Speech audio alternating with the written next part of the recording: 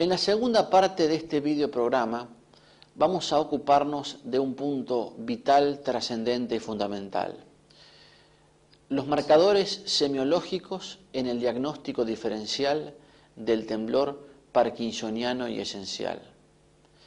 Esto constituye un trabajo que hemos publicado con una casuística de 128 pacientes estudiados, un trabajo que hemos publicado, repito, en el volumen 3 de la revista Neurológica Argentina del año 1992.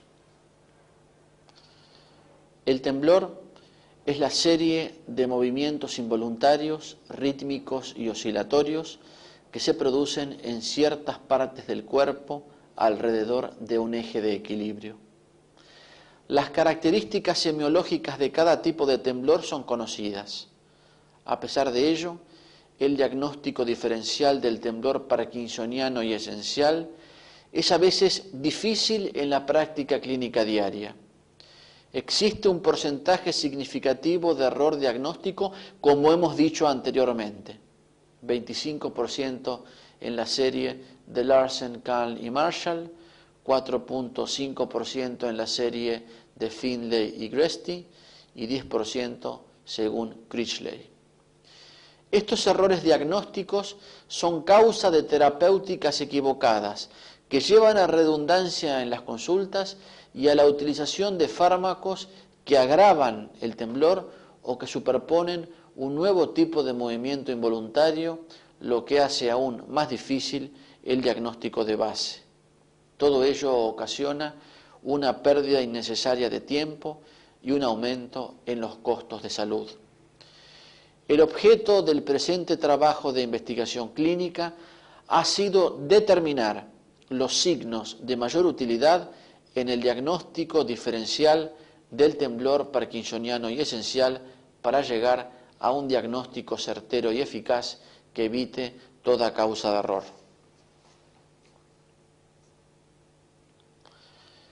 Se estudiaron 128 pacientes, 64 hombres de 64.4 más menos 14.1 años y 64 mujeres de 67.9 más menos 7.7 años, afectados de temblor de miembros superiores como motivo de consulta, afebriles, libres de tratamiento específico o que hubiesen suspendido toda medicación vinculable al temblor no menos de 30 días antes de la consulta. Se tomaron en cuenta 16 parámetros semiológicos especialmente definidos que fueron evaluados estadísticamente y correlacionados con los diagnósticos preestablecidos. Los parámetros fueron los siguientes: actitud en flexión, aquella que adopta el paciente flexionando espontáneamente el antebrazo sobre el brazo en la posición de pie. Marcha de pequeños pasos, marcha en la cual disminuye la amplitud de los pasos. Temblor de reposo, aquel que se observa estando los miembros superiores en quietud con el dorso de las manos apoyado sobre los muslos. Temblor de actitud, temblor que aparece cuando se colocan los miembros superiores en extensión. Temblor intencional, aquel que sobreviene solo en el curso de los movimientos activos dirigidos a un punto determinado.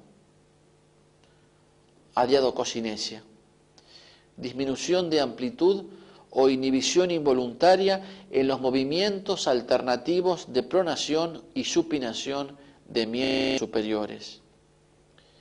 Reducción de balanceo, asimetría o falta de amplitud del movimiento de balanceo de las extremidades superiores durante la marcha.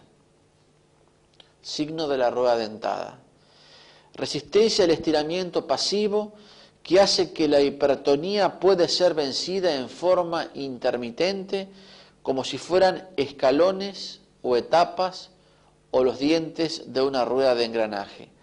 Se exploró en codo, muñeca y miembros inferiores.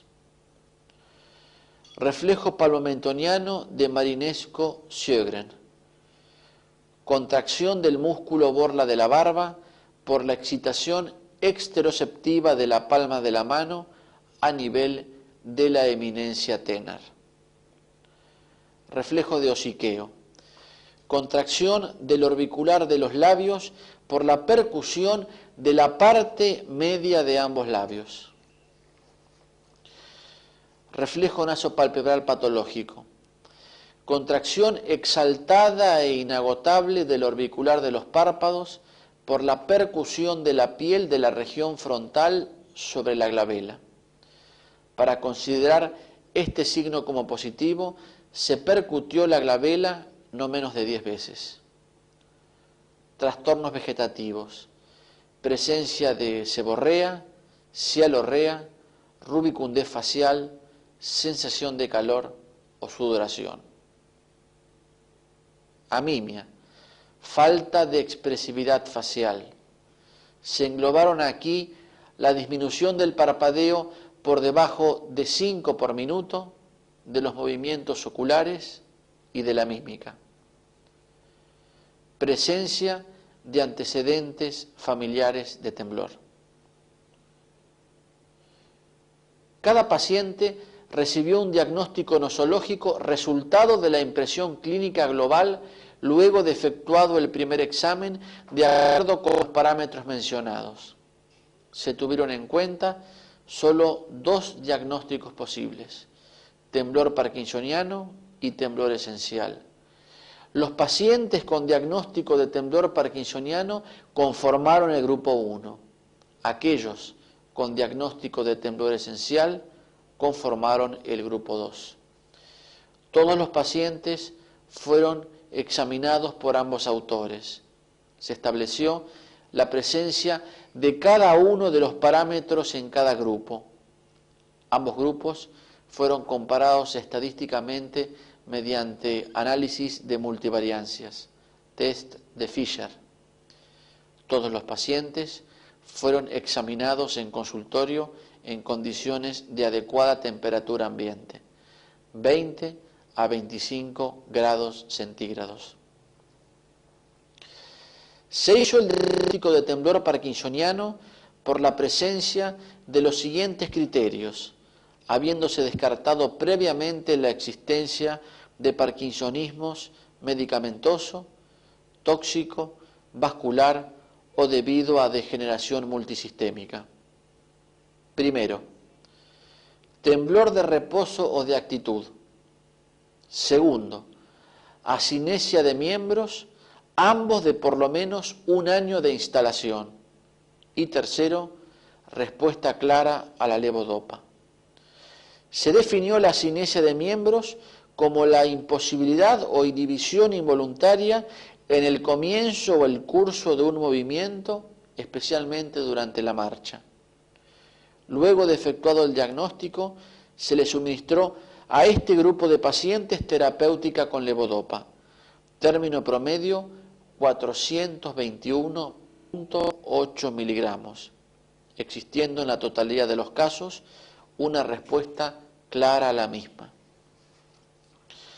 Se hizo el diagnóstico de temblor esencial por la presencia de los criterios establecidos para su diagnóstico. Primero, comienzo a cualquier edad con o sin historia familiar. Segundo, complejo monosintomático con temblor de actitud característico que a veces se presenta al final del movimiento, es decir, hablamos entonces que se presenta un componente intencional sin descomposición del movimiento mismo. Y tercero, ausencia de asinesia de miembros.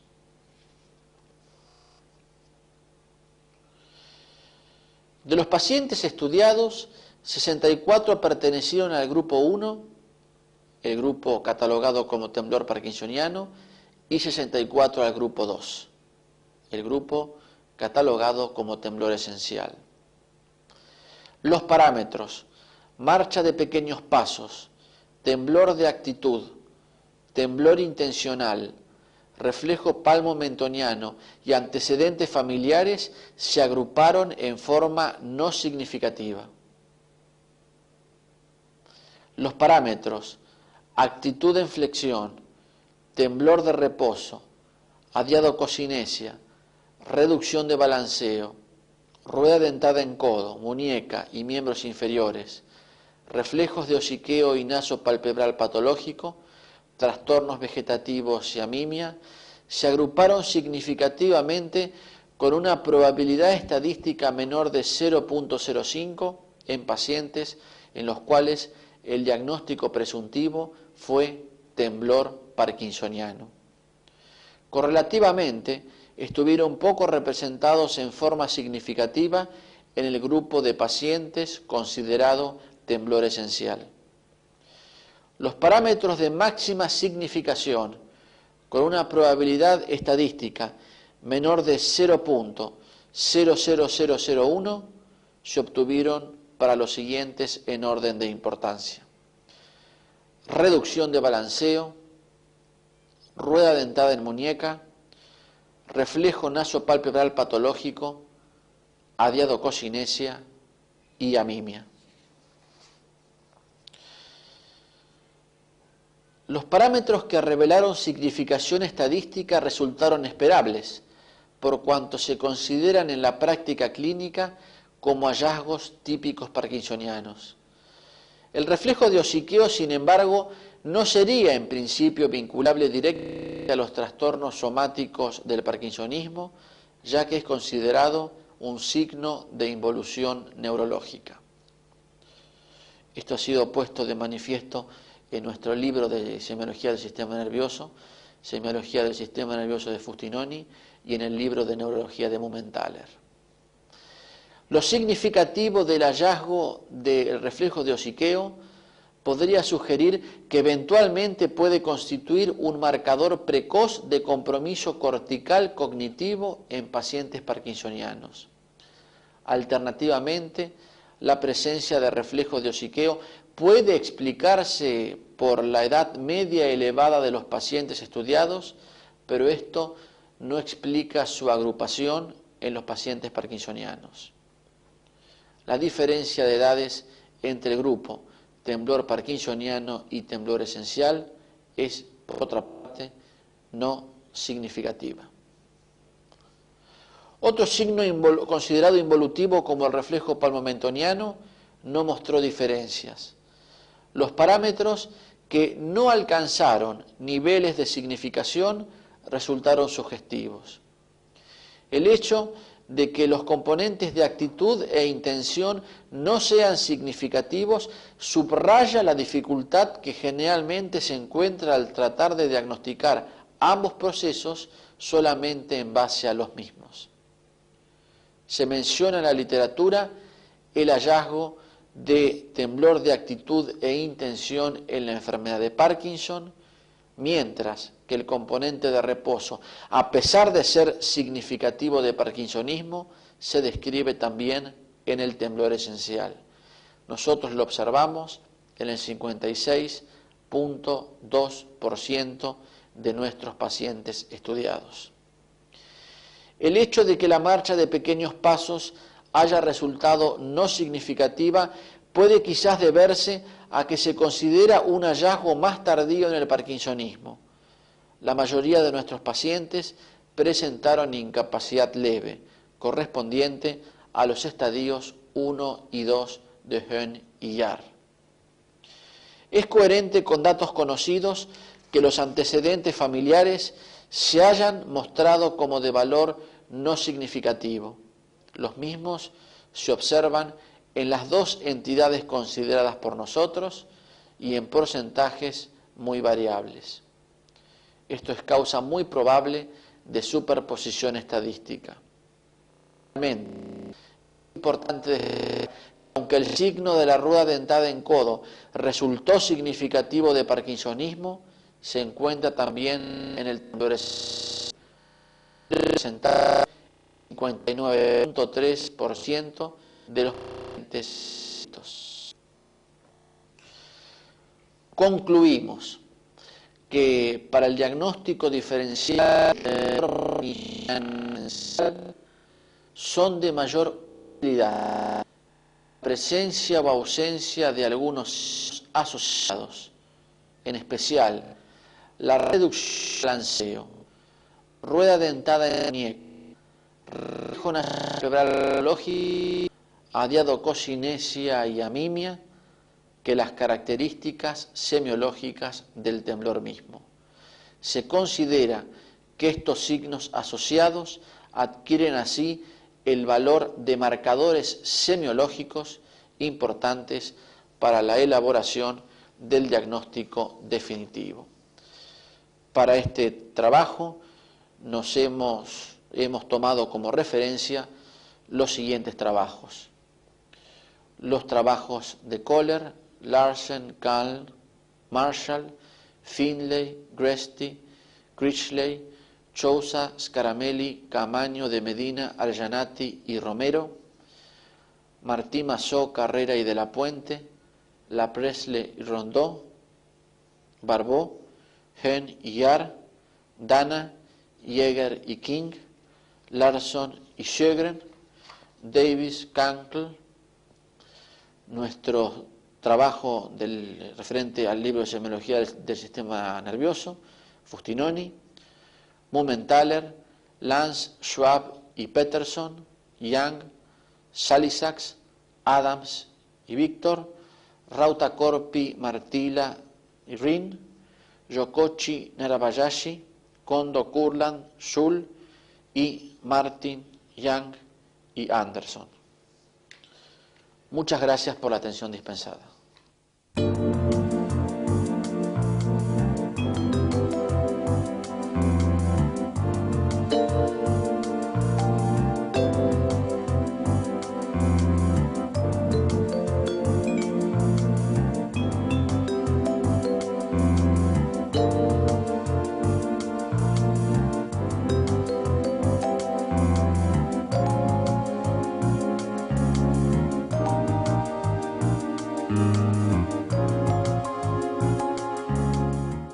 Medio 421.8 miligramos, existiendo en la totalidad de los casos una respuesta clara a la misma.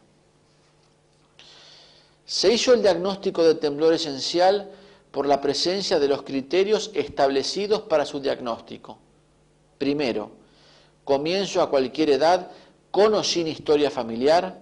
Segundo, complejo monosintomático con temblor de actitud característico que a veces se presenta al final del movimiento, es decir, hablamos entonces que se presenta un componente intencional sin descomposición del movimiento mismo.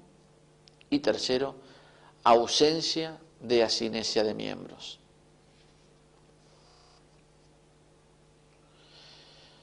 De los pacientes estudiados, 64 pertenecieron al grupo 1, el grupo catalogado como temblor parkinsoniano, y 64 al grupo 2, el grupo catalogado como temblor esencial.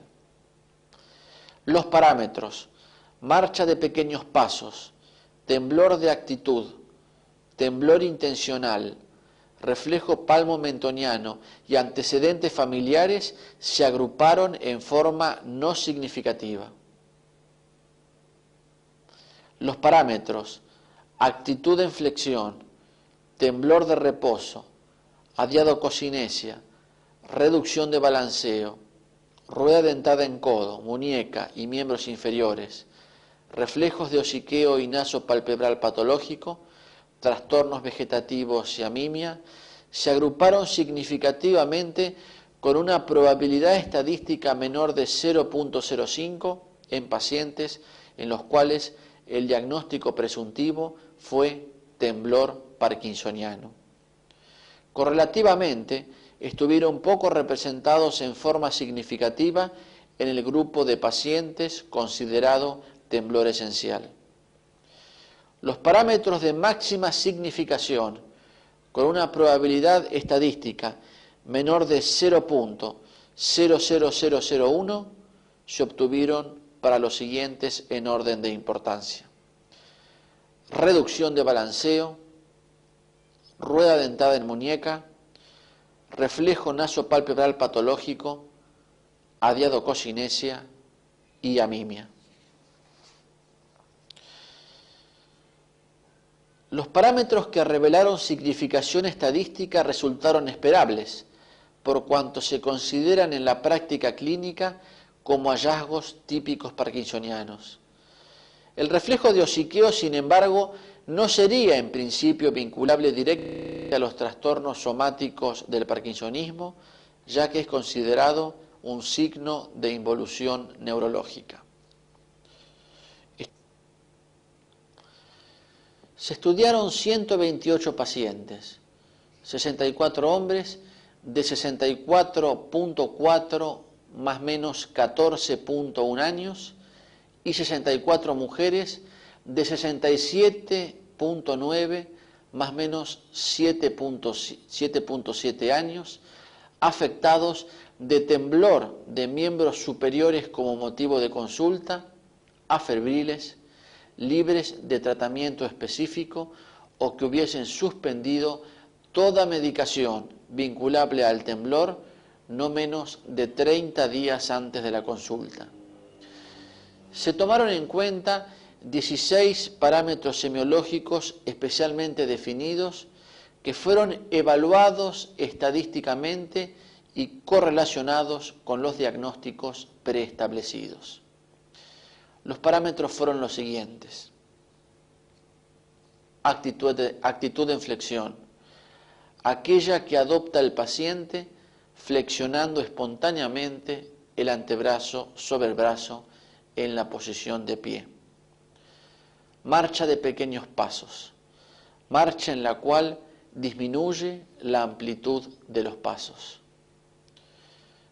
Temblor de reposo, aquel que se observa estando los miembros superiores en quietud con el dorso de las manos apoyado sobre los muslos.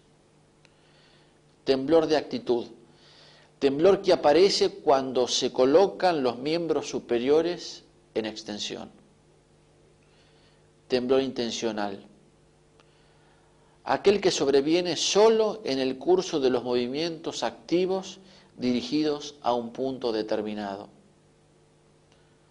Adiadococinesia, disminución de amplitud o inhibición involuntaria en los movimientos alternativos de pronación y supinación de miembros superiores.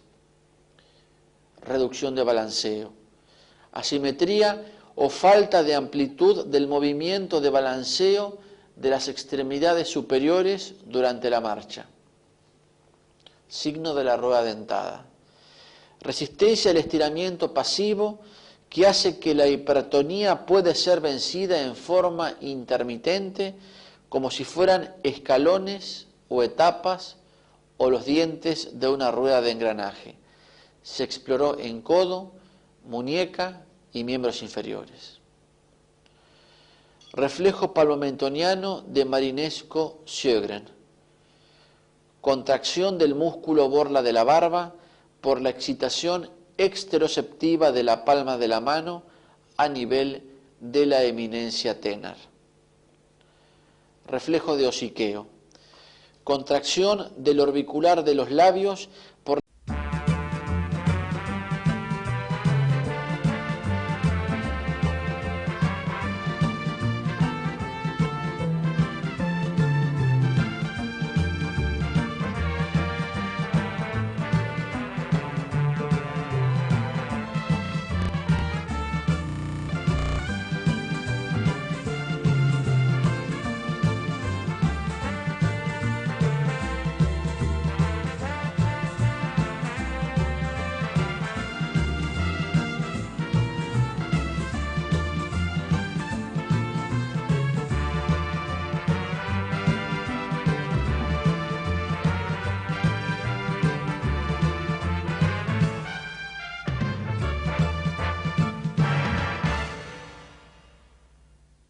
En la segunda parte de este videoprograma vamos a ocuparnos de un punto vital, trascendente y fundamental.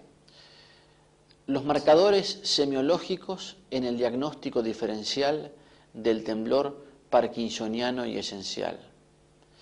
Esto constituye un trabajo que hemos publicado con una casuística de 128 pacientes estudiados, un trabajo que hemos publicado, repito, en el volumen 3 de la revista Neurológica Argentina del año 1992.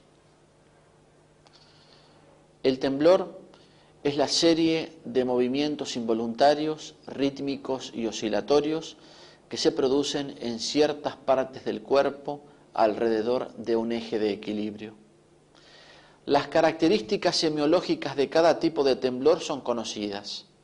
A pesar de ello, el diagnóstico diferencial del temblor parkinsoniano y esencial es a veces difícil en la práctica clínica diaria. Existe un porcentaje significativo de error diagnóstico, como hemos dicho anteriormente. 25% en la serie de Larsen, Kahn y Marshall, 4.5% en la serie de Finlay y Gresti y 10% según Critchley. Estos errores diagnósticos son causa de terapéuticas equivocadas que llevan a redundancia en las consultas y a la utilización de fármacos que agravan el temblor o que superponen un nuevo tipo de movimiento involuntario, lo que hace aún más difícil el diagnóstico de base. Todo ello ocasiona una pérdida innecesaria de tiempo y un aumento en los costos de salud. El objeto del presente trabajo de investigación clínica ha sido determinar los signos de mayor utilidad en el diagnóstico diferencial del temblor parkinsoniano y esencial para llegar a un diagnóstico certero y eficaz que evite toda causa de error. Esto ha sido puesto de manifiesto en nuestro libro de Semiología del Sistema Nervioso, Semiología del Sistema Nervioso de Fustinoni y en el libro de Neurología de Mumenthaler. Lo significativo del hallazgo del reflejo de hociqueo podría sugerir que eventualmente puede constituir un marcador precoz de compromiso cortical cognitivo en pacientes parkinsonianos. Alternativamente, la presencia de reflejo de hociqueo puede explicarse por la edad media elevada de los pacientes estudiados, pero esto no explica su agrupación en los pacientes parkinsonianos. La diferencia de edades entre el grupo temblor parkinsoniano y temblor esencial es, por otra parte, no significativa. Otro signo considerado involutivo como el reflejo palmomentoniano no mostró diferencias. Los parámetros que no alcanzaron niveles de significación resultaron sugestivos. El hecho de que los componentes de actitud e intención no sean significativos subraya la dificultad que generalmente se encuentra al tratar de diagnosticar ambos procesos solamente en base a los mismos. Se menciona en la literatura el hallazgo de temblor de actitud e intención en la enfermedad de Parkinson, mientras que el componente de reposo, a pesar de ser significativo de parkinsonismo, se describe también en el temblor esencial.